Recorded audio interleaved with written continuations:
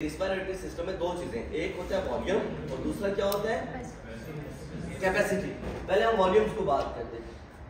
Tidal volume ये वो volume है जो हर एक ब्रेथ के साथ इधर बाहर जा रहा है इधर अंदर आ रहा है, दैट इज 500 ml। ठीक है, इसके बाद होता है एक इंस्पायरेटरी रिजर्व वॉल्यूम। ये क्या है?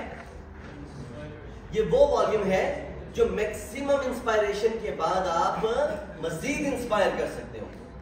ठीक है, जब एक बंदे ने इंस्पायरेशन कर ली और उसके बाद वो मजीद जितना टाइडल वॉल्यूम के अलावा जितना वो इंस्पायर कर सकता है, that volume is known as inspiratory reserve volume. लिखा हुआ क्या है? Air that still can be breathe in after normal inspiration. यानी कि टाइडल वॉल्यूम जब उसे 500 ml कर लिया उसके बाद मजीद आप कितना, जैसे ये एनएम मैं नॉर्मली ब्रीथ कर रहा हूँ, हमें मुझे आप कहते हो सर आप सांस जरा रोक के दिखाएं, फिर मैं क्या करूंगा? एट दिस पॉइंट मेरे पीएफटीज क्या मेजर करेंगे? Inspiratory reserve volume. ठीक है, इसके साथ ही एक और टर्म है that is expiratory reserve volume. जैसा कि नॉर्मली तो टाइडल वॉल्यूम जा रहे हैं, नॉर्मल एक्सपायरेशन के बाद में जितना वॉल्यूम निकाल सकता हूं that is expiratory reserve volume. Clear, समझ आ गया आपको? यहाँ then we got residual volume. Residual volume क्या है? रेजिडुअल वॉल्यूम वो वॉल्यूम है जो फोर्स एक्सपायरेशन के बाद यानी कि ईआरवी के भी बाद, यानी कि आप अगर इस तरह में सांस लिया ना और फिर मैं यूं करा पूरा निकाल दिया, जितनी एक्सपायर्ड में फोर्स एक्सपायरेशन के बाद भी कुछ ऐसा वॉल्यूम होता है जो एयरवे के अंदर रह जाता है, उसका रहना जरूरी है। अगर वो भी नहीं रहेगा तो सारे के सारे एल्वेलाई कोलैप्स कर जाएंगे। तो रेजिडुअल वॉल्यूम वो मिनिमम वॉल्यूम होता है जो किसी भी सूरत में खत्म नहीं हो सकता। ठीक है, याद है, समझ है मेरे साथ रिवाज को। टाइडल वॉल्यूम वो वॉल्यूम है जो हर ब्रेथ के साथ हम इन करते हैं या आउट करते हैं। इंस्पायरेटरी रिजर्व वॉल्यूम वो वाला वॉल्यूम है जो नॉर्मल इंस्पायरेशन के बाद हम मैक्सिमली इनहेल कर सकते हैं। एक्सपायरेटरी रिजर्व वॉल्यूम वो वॉल्यूम है जो नॉर्मल एक्सपायरेशन के बाद हम मैक्सिमली एक्सहेल कर सकते हैं। रेजिडुअल वॉल्यूम वो मिनिमम अमाउंट ऑफ वॉल्यूम है जो किसी भी सूरत में हम एक्सपायर नहीं कर सकते। Are we clear?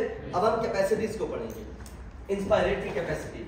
अच्छा, कैपेसिटी की एक डेफिनेशन है, दो या दो से ज्यादा वॉल्यूम के कॉम्बिनेशन को कैपेसिटी कहते हैं। ठीक है, जैसे कि इंस्पायरेटरी कैपेसिटी की बात करें, इंस्पायरेटरी कैपेसिटी।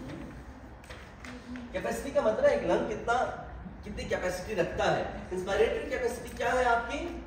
ये कितनी ज्यादा आप इंस्पायरेशन कर सकते हो। तो दो वॉल्यूम के कॉम्बिनेशन बनेंगे, एक टाइडल वॉल्यूम जमा इंस्पायरेटरी रिजर्व वॉल्यूम।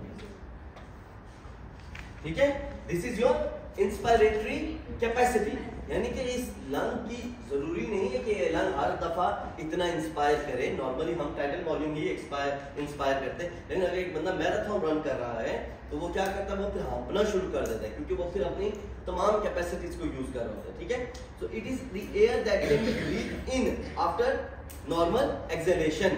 यानी कि आपने लंग्स खाली छोड़ दिए ना, अब आपका रेजिडुअल वॉल्यूम सिर्फ बचा है।